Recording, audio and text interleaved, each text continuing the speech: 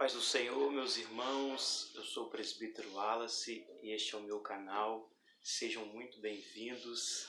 Eu vou estar gravando uma série de vídeos, vou estar gravando salmos, provérbios, vou estar gravando mensagens com conteúdos bíblicos, com conteúdos espirituais, para que Deus ele venha abençoar a sua vida e para que você possa crescer espiritualmente, para que você possa crescer na graça e no conhecimento. E neste dia de hoje nós vamos estar estudando o Salmo de número 1, o primeiro salmo da Bíblia.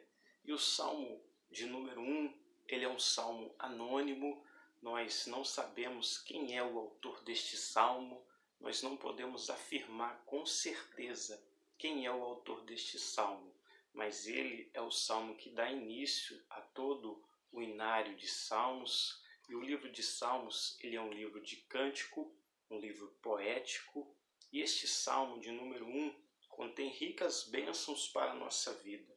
E o versículo 1 nos diz assim: Bem-aventurado o homem que não anda segundo o conselho dos ímpios. Vamos fazer uma pequena pausa aqui. Então o salmista ele está dizendo que bem-aventurado é o homem que não anda segundo o conselho dos ímpios. E o significado desta palavra bem-aventurado é feliz. Podemos dizer que mais do que feliz é aquele que não anda segundo o conselho dos ímpios. E quem são os ímpios? Os ímpios são aquelas pessoas que vivem uma vida deliberadamente perversa. São aquelas pessoas perversas, aquelas pessoas que praticam o mal, que fazem aquilo que é contrário à lei de Deus, contrário à palavra de Deus. São aquelas pessoas que não temem a Deus, que não obedecem a Deus. O salmista está dizendo que feliz é aquele que não ouve o conselho dessas pessoas, que não procura a instrução dessas pessoas. E nós, meus queridos irmãos, não podemos e não devemos pedir conselhos para os ímpios, porque os ímpios não têm bons conselhos para nos dar, mas nós devemos pedir conselhos para pessoas de Deus, pessoas que têm o Espírito Santo de Deus. Devemos pedir conselhos para nossos pastores, líderes espirituais, pessoas que vão nos dar conselhos certeiros, não para os ímpios. Porque, meus irmãos, deixe-me dar um exemplo. Vamos supor que uma irmã ou um irmão está com um problema dentro do seu casamento. E ele vai pedir conselho para quem? Para o ímpio. E o ímpio, ele pode dizer: fulano, você já está com problema no seu casamento? Larga de uma vez, separa, parte para outra. Este é o conselho, irmãos, dos ímpios. Porque o ímpio, irmãos, ele não pensa de acordo com a palavra de Deus. É por isso que nós não devemos pedir conselhos para os ímpios, pessoas que não professam a mesma fé que nós professamos, pessoas que não conhecem e não temem a Deus. Nós não devemos pedir e seguir o conselho dessas pessoas, mas devemos pedir conselhos com pessoas que têm o Espírito de Deus, pessoas que a gente vai poder contar o nosso problema e vai dizer: nós vamos orar, nós vamos colocar essa causa diante de oração, nós vamos fazer um jejum, um propósito, se for preciso. Devemos pedir conselho com essas pessoas, que vão ser conselhos certeiros para a nossa vida, vão ser conselhos decisivos para a nossa vida, que vão nos ajudar, que vão nos orientar. Mas nós não devemos pedir conselho, irmãos, para os ímpios, porque eles não têm conselhos bons para poder nos dar. E a Bíblia nos diz que feliz é aquele que não anda segundo o conselho dos ímpios, nem se detém no caminho dos pecadores. E o que é esse caminho dos pecadores, irmãos? O caminho dos pecadores são o caminho daquelas pessoas que praticam o mal, daquelas pessoas que fazem aquilo que é errado. E no mundo em que nós vivemos, isso constantemente está quase em todos os lugares. Está no trabalho, está na faculdade, está na escola. Tem sempre lá aquelas pessoas que praticam aquilo que é errado, né? Principalmente dentro das escolas, da faculdade. Tem aquelas pessoas que praticam o mal, que fazem aquilo que é errado. Mas você, meu caro irmão, cara irmã, que está dentro deste ambiente, você tem que ser sal, você tem que ser luz, você tem que influenciar e não ser influenciado. Você tem que fazer a diferença, porque há muitas pessoas que pensam e entram também pelo caminho dos pecadores e começam a praticar aquilo que é mal. Por quê? Porque todo mundo faz. Mas eu não sou todo mundo, você também não é todo mundo. Nós não somos todo mundo, mas nós estamos aqui para ser sal, estamos aqui para ser luz, para fazer a diferença. Esse, meus irmãos, é o caminho dos pecadores.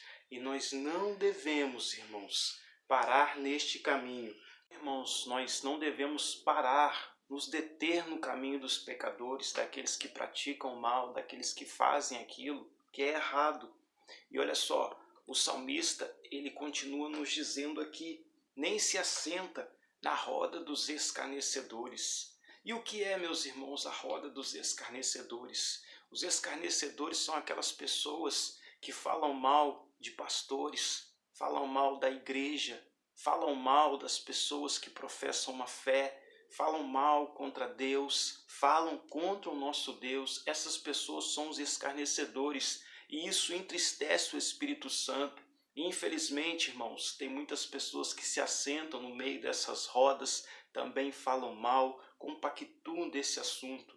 Mas isso entristece muito o Espírito Santo dentro de nós. Então nós não devemos, irmãos, nos assentar, nós não devemos fazer parte dessa roda dos escarnecedores. Pessoas que falam mal da igreja, falam mal de pastor, falam mal da liderança, pessoas que falam mal da vida de outras pessoas, irmãos. Então nós devemos fugir da roda, não nos assentar nessa roda de escarnecedores. Versículo de número 2. Antes tem o seu prazer na lei do Senhor, e na sua lei medita de dia e de noite. Então, irmãos, nós temos que ter satisfação na palavra do Senhor, temos que ter satisfação na lei do Senhor. Às vezes a gente tem satisfação em tantas outras coisas, né? Tem pessoas que têm satisfação no seu WhatsApp, nas suas mídias sociais, redes sociais. Tem pessoas que têm satisfação em tantas outras coisas, mas não têm satisfação na palavra do Senhor,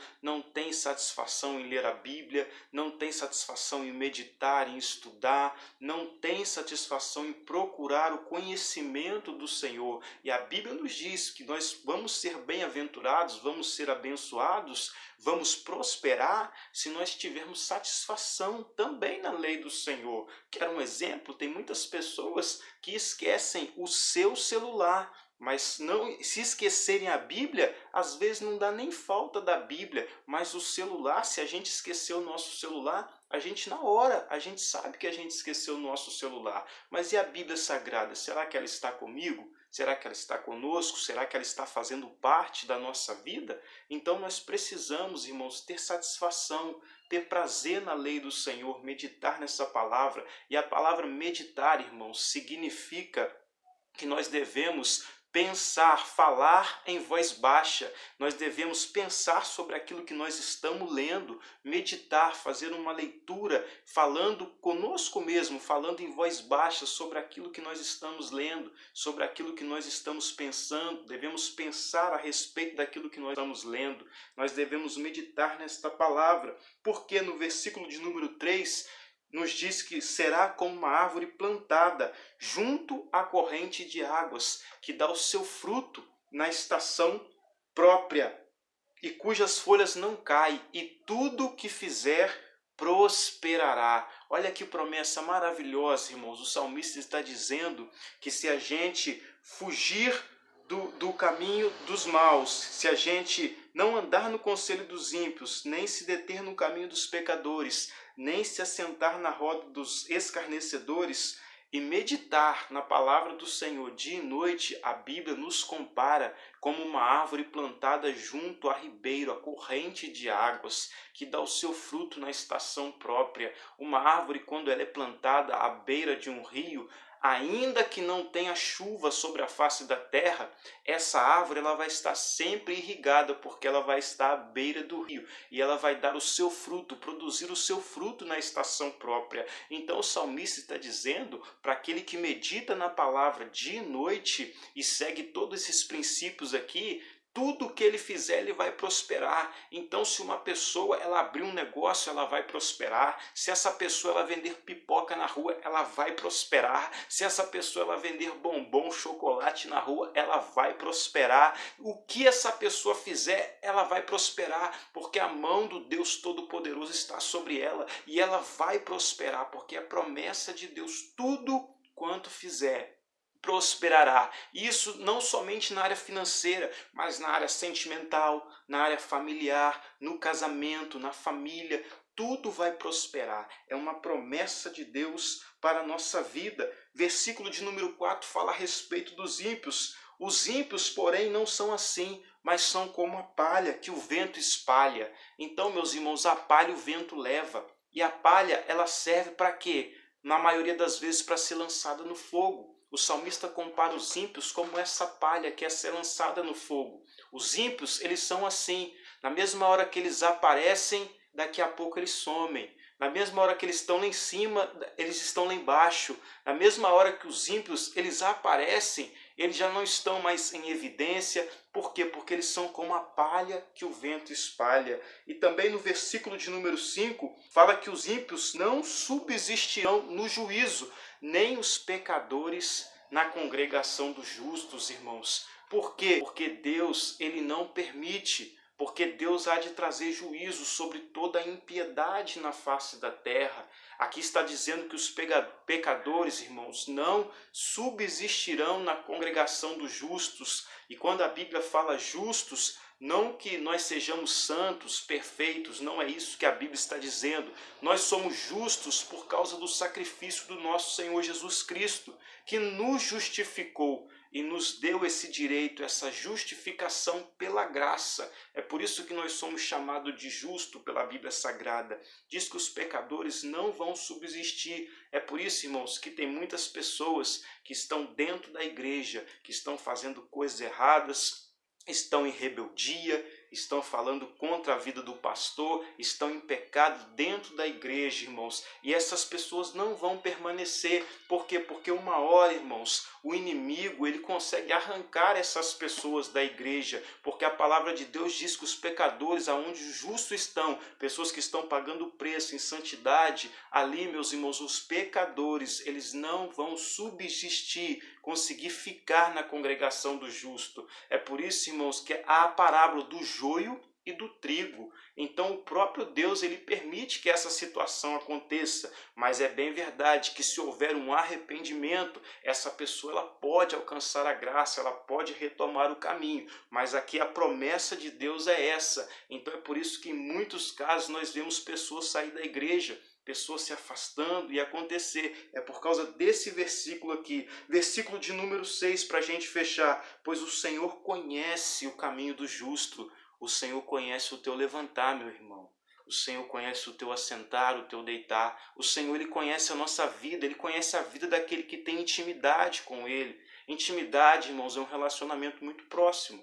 E ele conhece a nossa vida, ele conhece a vida daquele que tem intimidade com ele. Pois o Senhor conhece o caminho dos justos, mas o caminho dos ímpios perecerá. Aqui fala novamente a respeito do juízo, que virá sobre a vida dos ímpios e sobre toda a impiedade da face da terra. O caminho dos ímpios perecerá, mas o caminho dos justos, se nós seguirmos todos esses princípios aqui, Deus ele nos abençoa, ele nos faz prosperar, ele nos guarda e a promessa dele para a nossa vida é que tudo que aquilo que a gente fizer prosperará. Que Deus abençoe a sua vida, que esse estudo seja bênção para a sua vida e que Deus ele venha iluminar o teu entendimento neste momento. Amém? Até o próximo vídeo. Fiquem na paz do Senhor.